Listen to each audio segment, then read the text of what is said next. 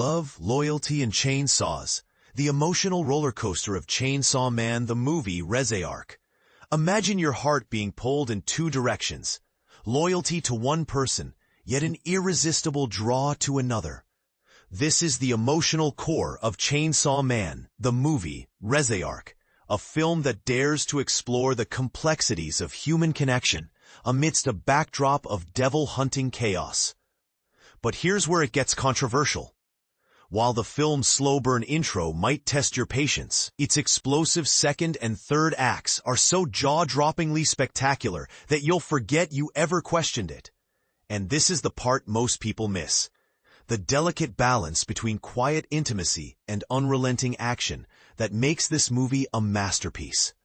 Attending the screening in Toronto was an experience in itself. Navigating the bustling streets and hopping on the TTC for the first time only added to the excitement. The theater buzzed with cosplaying fans, their anticipation palpable, as they prepared to witness Tatsuki Fujimoto's Chainsaw Man brought to life on the big screen. Studio Mappa's animation prowess was on full display from the start, with a stunning rotoscope sequence that paid homage to iconic films like Reservoir Dogs and The Big Lebowski. It wasn't just a stylistic choice, it was a bold statement, a promise of the visual feast to come. The film begins innocently enough, with Denji and Makima embarking on a 10-film marathon date. Their shared boredom, punctuated by tears during the final film, offers a rare glimpse into their relationship outside of devil hunting. But here's the bold question. Does this slow-paced setup risk alienating newcomers? Or is it a necessary foundation for the emotional stakes ahead? Shortly after, Denji meets Reze, a charismatic and adventurous young woman who sweeps him off his feet. Their whirlwind friendship, filled with skinny dips, carnival trips, and heartfelt conversations, is as enchanting as it is fleeting. Yet, this serene interlude slows the film's pace to a near halt, leaving some viewers like me wondering when the chainsaws would roar back to life. And this is where the film truly shines. At the 1-hour mark, director Tatsuya Yoshihara pulls the rug out from under us.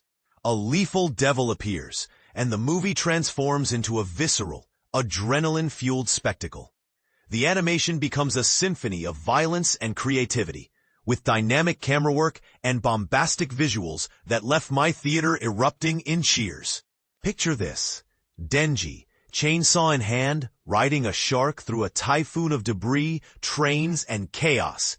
It's absurd, it's breathtaking, and it's utterly unforgettable. Sony's insistence on a theatrical release makes perfect sense. This is a film meant to be experienced with a crowd, where the collective awe amplifies every moment. While some might find the film's intro too sleepy, those who stick around are rewarded with one of the most impressive stretches of animation I've ever seen. The second and third acts are a non-stop roller coaster of action, emotion, and spectacle. Here's the controversial take. Even if you're not caught up on the Chainsaw Man series, the film's sheer energy and visual brilliance will win you over by the time the credits roll.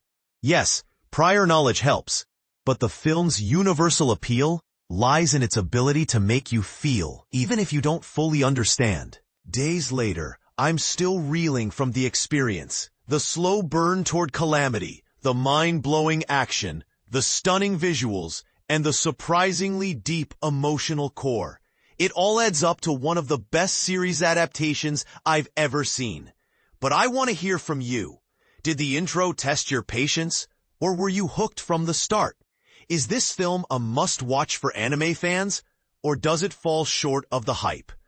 Let's debate in the comments. I'm all ears. Just one final plea. See this movie in theaters. Trust me, you won't regret it.